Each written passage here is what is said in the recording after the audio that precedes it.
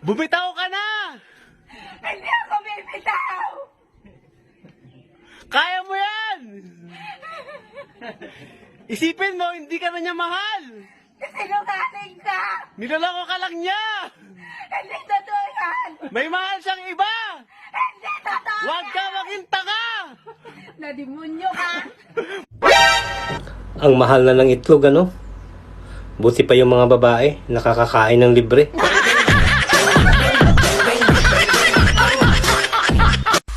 Naglibog na kog sa butaran.